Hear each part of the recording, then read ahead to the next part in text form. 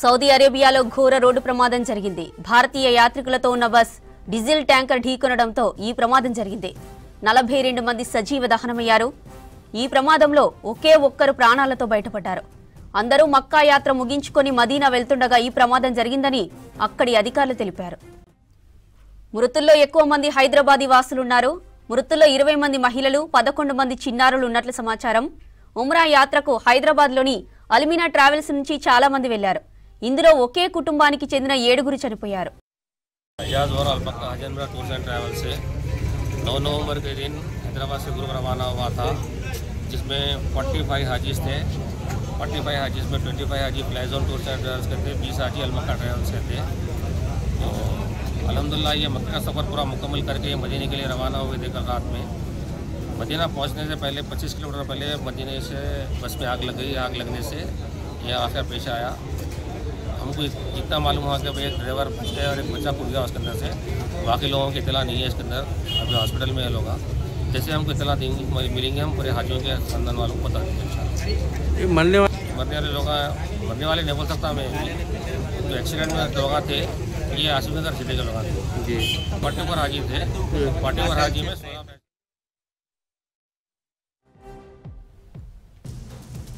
Saudi road ప్రమాదంపై తీవ్ర విచారం వ్యక్తం చేశారు ఎంపీ అసదుద్దీన్ ఓవైసీ. మృతుల కుటుంబాలకు ప్రగాఢ సానుభూతి తెలిపారు ఎంపీ. తాను హైదరాబాద్కు చెందిన ప్రైవేట్ ట్రావెల్స్ ఏజెన్సీలతో మాట్లాడినట్లు చెప్పారు. ప్రయాణికుల సమాచారాన్ని సేకరిస్తున్నామన్నారు.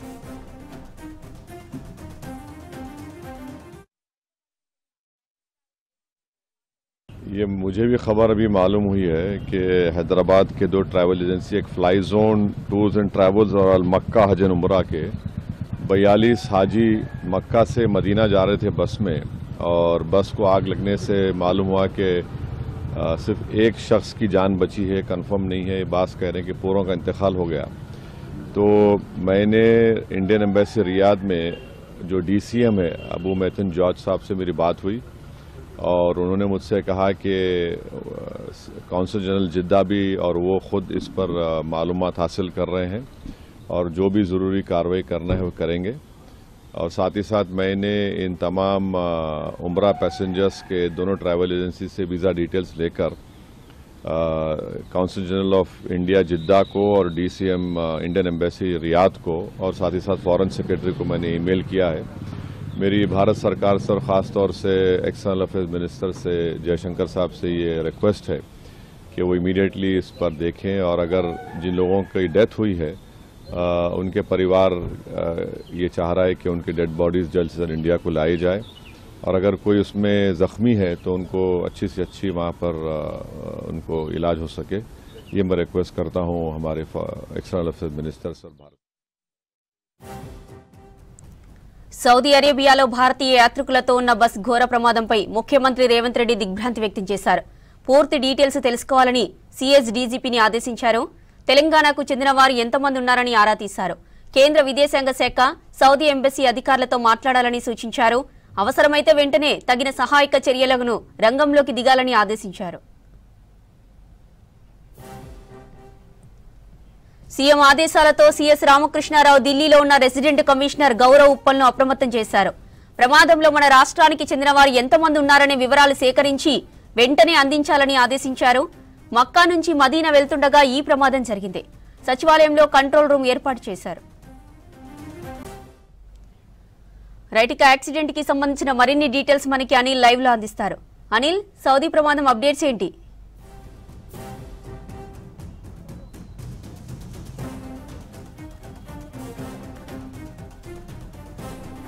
సౌదీ అరేబియాలో జరిగినటువంటి ఘటన హైదరాబాద్ నగరవాసులను కలిసివేసింది. రాత్రి 1 గంట ప్రాంతంలో జరిగినట్టు తెలుస్తుంది. అంటే అక్కడి టైం ప్రకారం చూస్తే ఇటు ఇండియాలో 1:30కి ఘటన జరిగింది. సో అటు హజ్ యాత్రకు సంబంధించి, అంటే హజ్ యాత్ర కాదని అంటున్నారు. సో అసలు హజ్ యాత్ర అంటే ఏంటిది, ఉమ్రా యాత్ర అంటే ఏంటి? సో ప్రజెంట్ వీరు వెళ్ళింది ఉమ్రా యాత్ర అన్నట్టుగా తెలుస్తుంది. సో మనతో పాటు ఈ యాత్ర గురించి మాట్లాడడానికి సంబంధించినటువంటి కొంతమంది ఇక్కడ ఉన్నారు. సో అన్న, అసలు హజ్ యాత్ర అంటే ఏంటిది, ఉమ్రా యాత్ర అంటే ఏంటిది? వీరు వెళ్ళిన యాత్ర హజ్ యాత్రనా ఉమ్రా యాత్ర?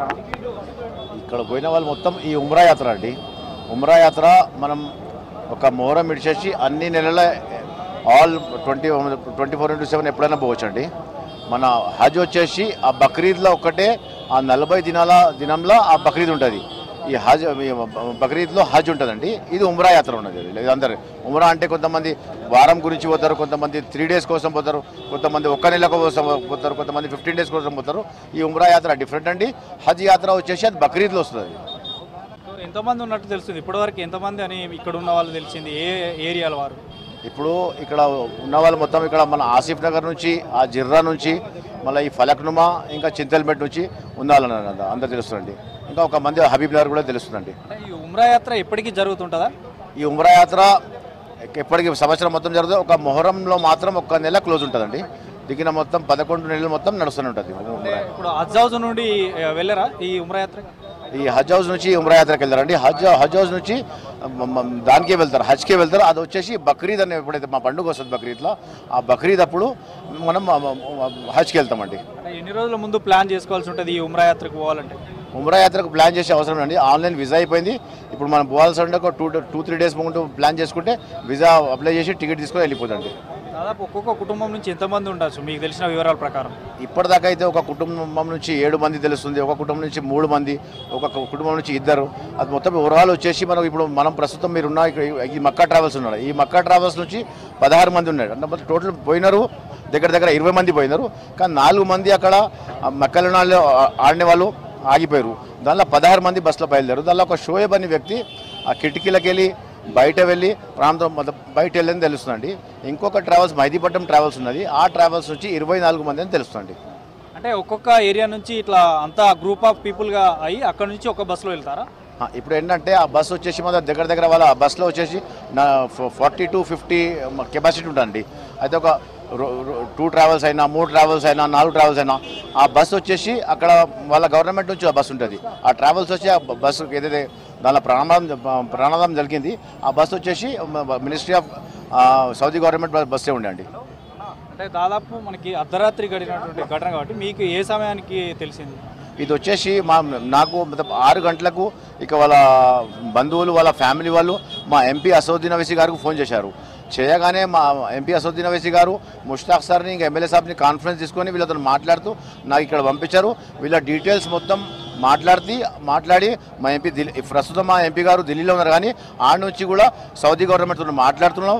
వీళ్ళకి ఏమేమి సహకారం ఇవ్వాలి, వీళ్ళ బాడీస్ని ఇక్కడ తెప్పియాలన్నా, ఇక్కడ బంధువులు అక్కడ పంపించాలన్నా, ఏం పరిస్థితి ఉంటుంది అది మొత్తం ఆ ఢిల్లీలోకి వెళ్ళి ఆ గవర్నమెంట్తో మా ఎంపీ అసదుద్దీన్ ఓవైసీ గారు మాట్లాడుతున్నారండి. ఇక్కడ నుంచి వెళ్ళిన వాళ్ళు కొంతమంది మక్కాలో ఆగిందంటున్నారుగా ఒక 4. సో వాళ్ళు అక్కడనే ఉంటారా? వాళ్ళకి కూడా తెలిసిందా ఇట్లా జరిగిందని? వాళ్ళు చెప్పారా ఏమన్నా ఇంతమంది ఇప్పుడు ఆ బస్సులో ఉన్నారని? వాళ్ళతో వీళ్ళ మా ట్రావెల్స్ అయిన ఎజాజ్ భాయ్ మాట్లాడారండి. వాళ్ళైతే ఒక సపరేట్ ఫ్యామిలీ ఉండే, వాళ్ళు అక్కడే ఆగిపోయి మేము ఒక 2 దినాలతో మేము వస్తామని వాళ్ళు ఆగిపోయారు. వాళ్ళైతే సేఫ్ ఉన్నారండి. వాళ్ళ ఎట్లా జరిగిందంట మీకు ఏమైనా చెప్పారా? డీజిల్ ట్యాంకర్ కొట్టిందా, ఈ బస్సే కొట్టిందా, అసలు ఏం జరిగిందని ఏమో తెలిసింది? ఇది కన్ఫర్మ్ ఇన్సిడెంట్ ఎట్లయింది, కొంతమంది అదే న్యూస్ చేస్తుంది. ఎలక్ట్రిక్ షాక్ వచ్చింది, ఎలక్ట్రికల్ ఇష్యూతోని మళ్ళీ షాక్ అయ్యి మళ్ళీ మంట వెళ్ళేస్తుంది. కానీ బస్ మొత్తం కాల్చిపోయిందండి. మొత్తం ఆ ఫొటోస్ వచ్చినాయి, ఇంకా వీడియోస్ ఏం రాలేవు. ఇంకా ఒక ½ an hour వెళ్తే మీకు మొత్తం డీటెయిల్స్ వచ్చేస్తాయి. అంటే దాదాపు హైదరాబాద్ నుంచి ఎక్కువగా ఉమ్రా యాత్రకి ఈ టైంలోనే వెళ్తారా, ఎప్పటి నుంచైనా వెళ్తారా? మన 11 months కంటిన్యూ వెళ్తూనే ఉంటాం. రంజాన్లో ఎక్కువ మంది ఉమ్రాకి వెళ్తారండి. ఈ దినంలో కంటిన్యూ వెళ్తూనే ఉంటాం. ఎవరైనా కొంతమంది 3 days, కొంతమంది 5 days, కొంతమంది 15 days వెళ్తూనే ఉంటారండి. దీనికి ఉమ్రాకి అది లేదు ఒక ప్రస్తుతం ఈ తారీఖుకి పోవాలి, ఈ డేట్కి పోవాలని ఉండదు. హజ్కి మాత్రం మా బక్రీద్లోనే వెళ్తారండి. కుటుంబాలు కూడా వెళ్ళినాయి చాలా, అంటే ఇండివిజువల్ కాకుండా చిన్నపిల్లలు పెద్దలు అందరూ వెళ్ళొచ్చా? చిన్నపిల్లలు పెద్దలు అందరూ వెళ్ళొచ్చు, అందరూ వెళ్ళొచ్చు. కానీ దీనిలో మాత్రం చిన్నపిల్లలు లేకుండే ఎవరు ఇప్పటిదాకా మన మక్కా ట్రావెల్స్ నుంచి లేకుండే, అందరు పెద్దవాళ్ళు ఉండండి.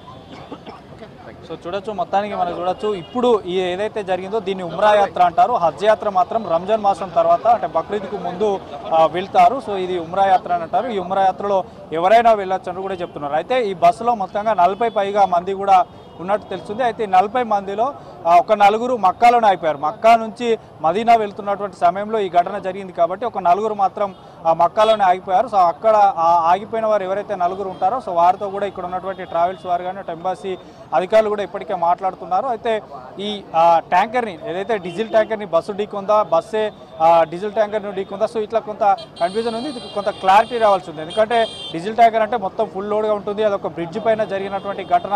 సో అక్కడ తప్పించుకోపోలేనటువంటి పరిస్థితి. అయితే సోహైబ్ అనే ఒక వ్యక్తి దీని నుండి తప్పించుకున్నాడు, ఒక యువకుడు అతను. సో అతనికి సంబంధించినటువంటి తండ్రి కదీర్ చనిపోయాడు, తర్వాత సోయబ్ సంబంధించినటువంటి తాత అతను కూడా చనిపోయినట్టు తెలుస్తుంది. సో చూడాలి మొత్తానికి ఈ యొక్క సౌదీ అరేబియాలో జరిగినటువంటి ఘటనకు సంబంధించి ఇంకా అటు మెహదీపట్నంలో కూడా ఉన్నట్టు తెలుస్తుంది. అయితే వివిధ రకాల లొకేషన్ నుంచి గ్రూప్ ఆఫ్ పీపుల్గా అంటే ఒక గ్రూప్గా ఏర్పడి ఇక్కడ నుంచి ఈ యొక్క యాత్రకు వెళ్ళారు. అయితే హజ్ యాత్రకు సంబంధించి మాత్రం ఎట్లాంటి సమాచారం ఉండదు, ఎందుకంటే అక్కడ నుంచి వెళ్ళలేదు కాబట్టి. సో ఇంకా ప్రజెంట్ అటు అసదుద్దీన్ ఓవైసీ కూడా అధికారులతో మాట్లాడాడు. సో అక్కడ ఎంబసీ అధికారులతో మాట్లాడి సో అక్కడ డెడ్ బాడీస్ని ఇక్కడికి తీసుకెళ్ళేటువంటి ప్రయత్నం కూడా చేస్తున్నారు. సో ప్రజెంట్ మనం ఉన్నటువంటి ఈ అల్మినా ట్రావెల్కి సంబంధించి పూర్తిగా కూడా కొంతమంది వెళ్ళారు. ఒకే కుటుంబానికి సంబంధించి 7 కూడా మృతి చెందినట్లు తెలుస్తుంది. మరొక కుటుంబం నుంచి 5 ఇట్లా కుటుంబాల వారిగా ఉన్నారు. ఇలా మొత్తం కూడా పెద్దవారే ఉన్నట్టు కూడా తెలుస్తుంది. అయితే అర్ధరాత్రి జరిగిన ఘటన కారణంగా తెల్లవారుజామున ఇక్కడ ఉన్నటువంటి వారికి సమాచారం అందింది. సో మొత్తానికైతే మరికొద్ది సేపట్లో అయితే కొంత పూర్తిగా కూడా అంటే ఎంతమంది చనిపోయారు, ఇప్పుడు ప్రజెంట్ సోయబ్ కూడా ఐసీయూలో చికిత్స పొందుతున్నట్టుగా తెలుస్తుంది. సో అతను కనుక అంటే క్షేమంగా ఉంటే సో కొంత వివరాలు తెలిసేటువంటి అవకాశం ఉంటుంది, అంటే ప్రమాదం జరిగిన తీరు అతను చెప్పేటువంటి అవకాశం ఉంటుంది.